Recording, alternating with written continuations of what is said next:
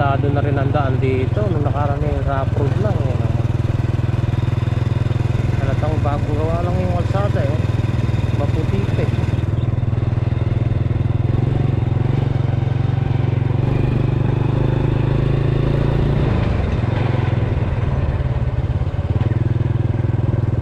putik. Lakas kasi ng ulang kahapon.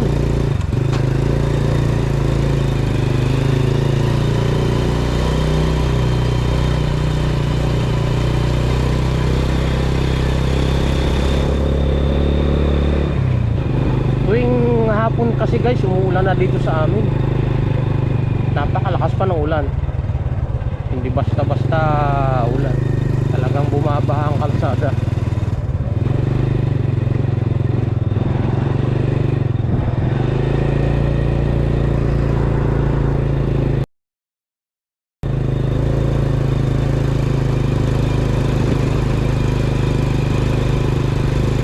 Nung kami bata, dito kami lagi nangunguha ng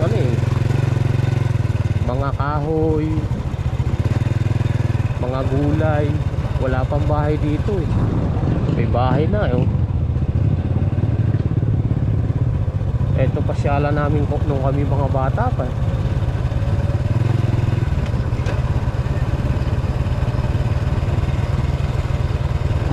Nangunguha kami ng duhat.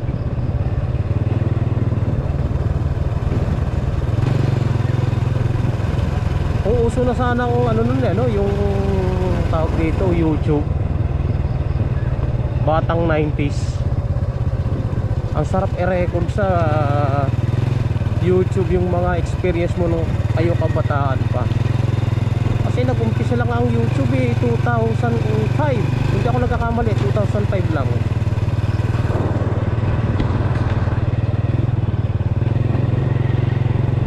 Batang 90s kami. Wala pa ngang wala pa ngang cellphone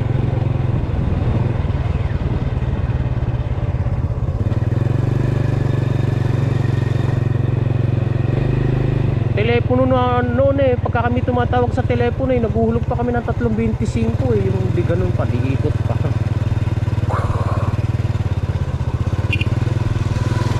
Saka lang makakatawag. Nung panahon naman na yun kami nasa Manila nakatira.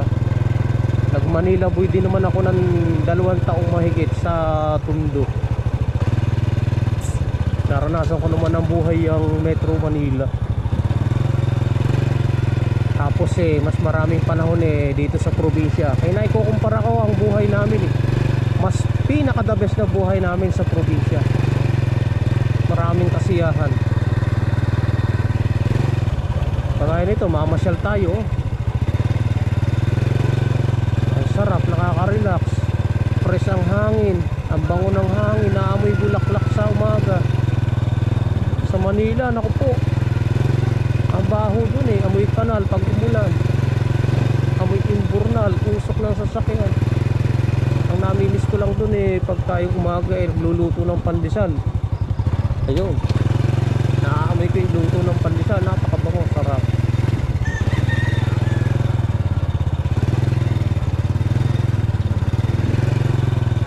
Kabilaan halaman dito sa Barangay Laog. Ito lang, marami sili kakatuwang pagmasdan.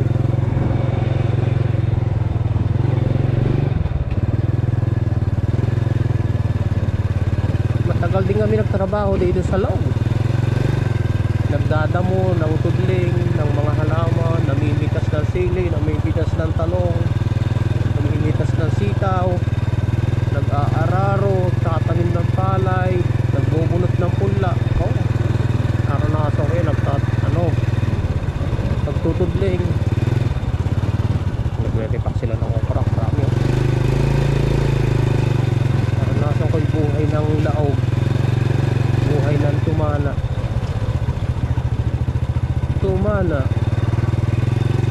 Itong diretsong to papunta to sa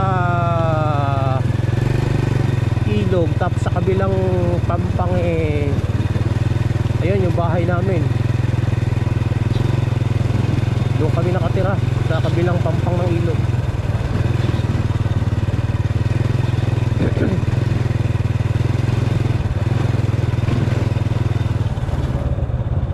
Tagal na ng bahay na to. Maliit pa lang ako eh. Dati ako'y grade 2 lang. Dito kami nakatira sa ano na to. Kaya yan yung bahay na ito. Lumang bahay na ito. Naku, ako'y grade 2 pa lang nun. Napakabata pa.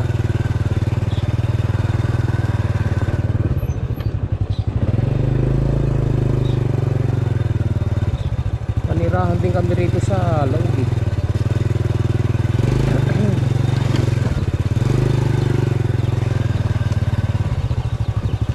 Dito ako nag-aral ng ano eh, grade 2, mga ka-explorer. Malayo ang paaralan namin, nasa 2 kilometrong mahigit nilalakad namin.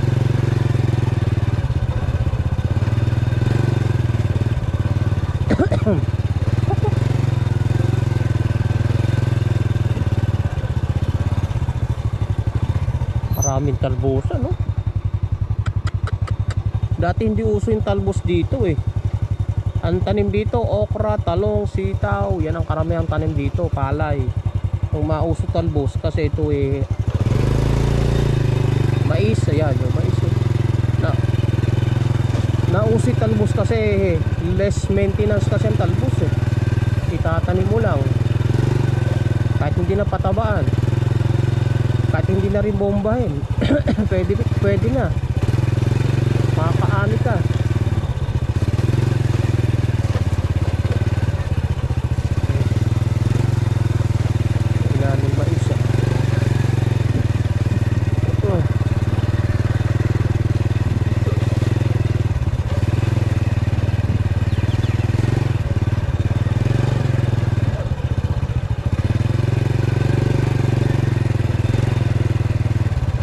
Edad 20 anyos lang akong mahigitin, nandito ako ngayon. Ako'y 40. 40 nang mahigit eh. Ngayon lang ako nakabalik dito sa lugar na ito ah. Daming papaya oh. Ayun oh. Kakahinugan na sa puno eh.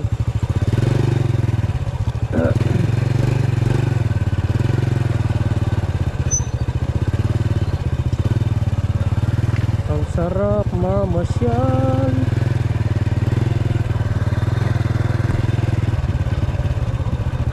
Trip ko talaga, road trip eh. Lalo sa mga maraming halaman na gaya nito. Ayan, malapit na tayo sa ilog.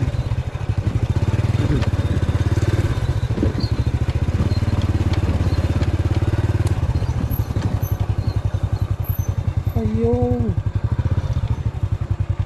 Ilan pa lang yun eh, tinanim. Ito maluwang pa rin ang taniman. Ito kasi binebenta na 200,000 dati. Eh ngayon wala na, hindi mo makakukuha na itong 200,000. Baka milyones na halaga yan. Oh, nandito na tayo sa may banda ng ilog. Malayo na sa camera, ayun. Banda doon na sa amin guys, ayun oh. So itong Barangay Laug na to, napapalibutan ng ilog, isang malaking ilog, yung Angat River na yan. Tapos yung Santa Lucia River na yung kanina na dinaanan nating tulay.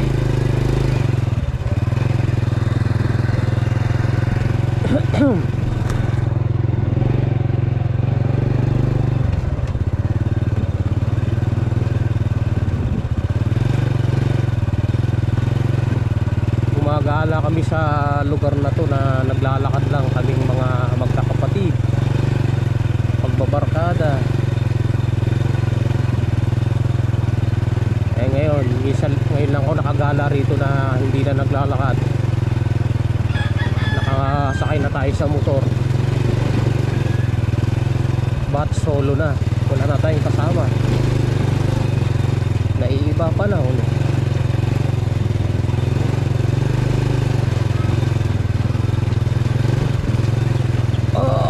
Simentado na dito. Ayos na. Ika muna, saan tayo? Dito na lang.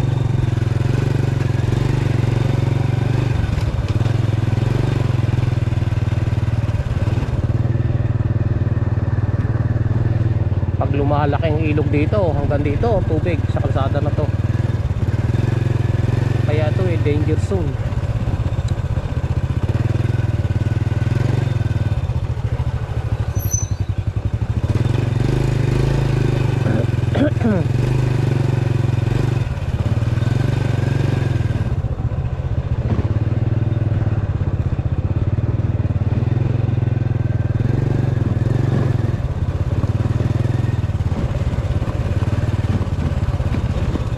Yung kabilang ibayo na yan, ano yun bayan na ng Angat yung nasa kabilaan na yan.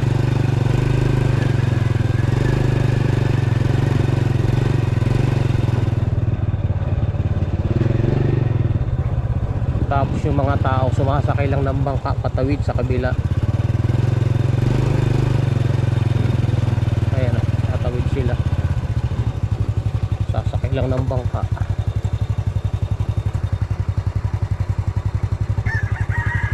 Madilim nga lang tayo dahil ay makulimlim eh. Umaga pa lang, nasa alas 6 pa lang ng umaga.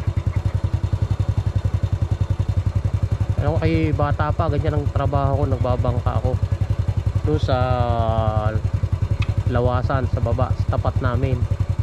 Dalawa kasi ang bangka rito, isa ron. Kaya ang ganyan, nagtitikin din ako. Ang bayad pa nun ng tao piso isa.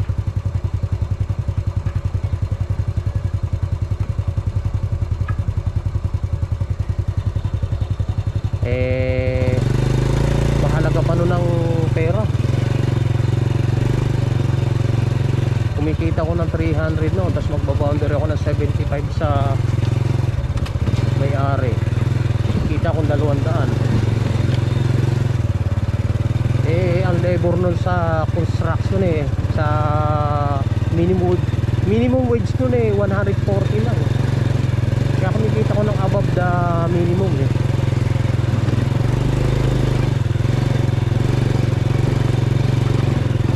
Pero ang sakit sa kamay kasi pagka maraming sakay mabigat.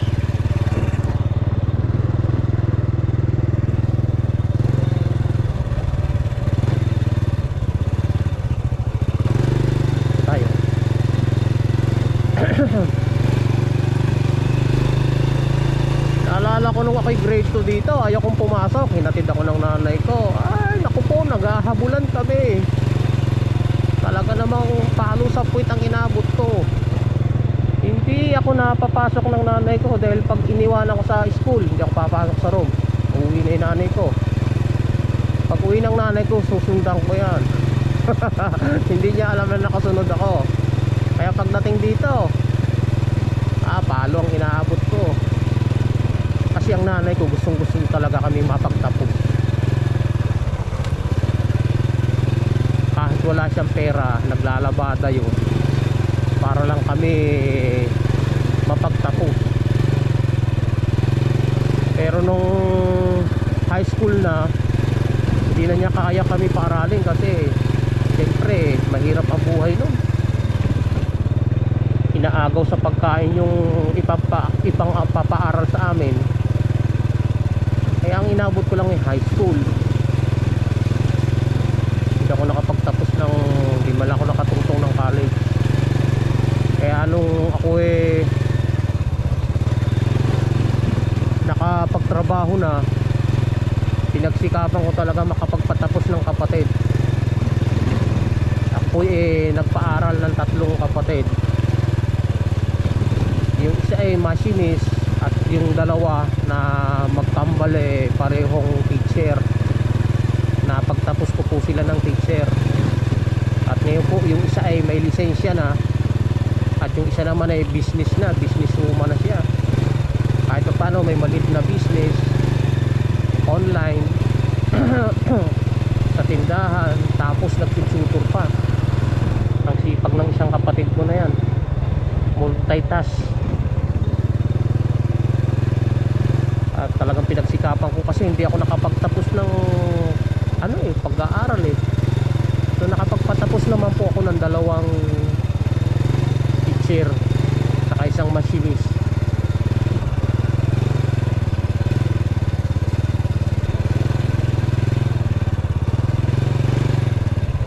talaga ng lugar na to napakaraming halaman. Magkabilaan may tanim na gulay. Ito yung hanap buhay ng tatay ko noon, magtanim ng gulay, magdamo. Namamasukan lang siya dito. Namimitas ng gulay, nagdadamo, nagtatanim ng palay.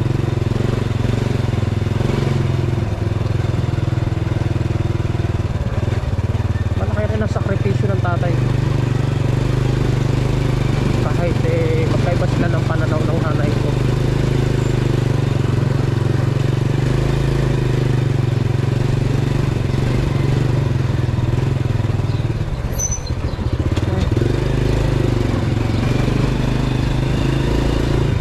Barangay Laog.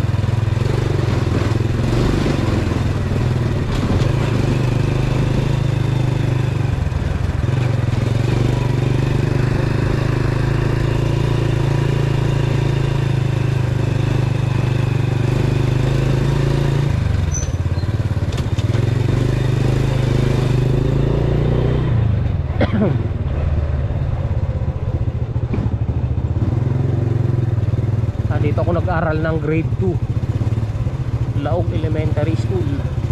Yan. Ngayon ko lang malalaan kung ano pangalan ng school na ito. Colonel Vicente El Salvador.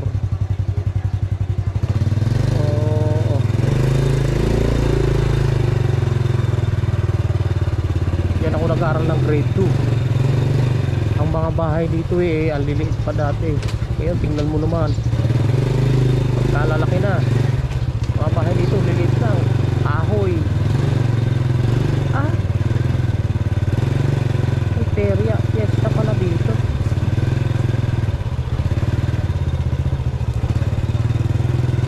Tapos na siguro fiesta, ginigiba lang.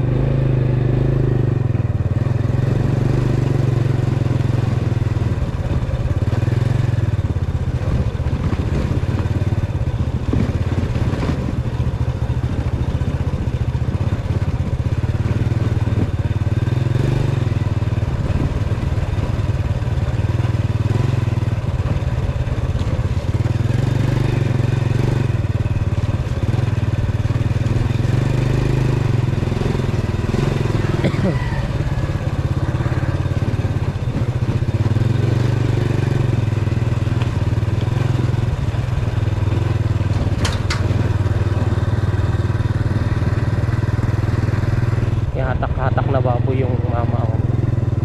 Napakalaking baboy. Pinahin yata ito. Ay hindi, barako.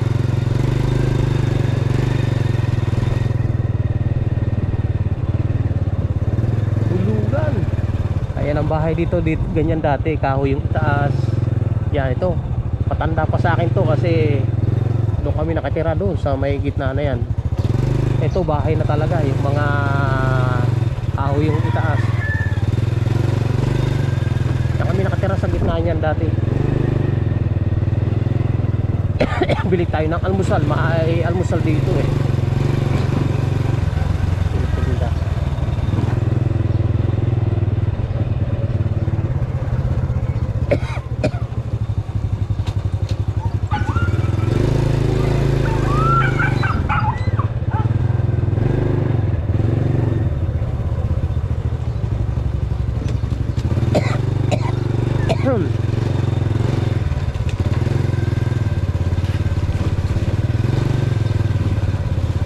Ito bahay ni Kapawis, napakatagal na yan.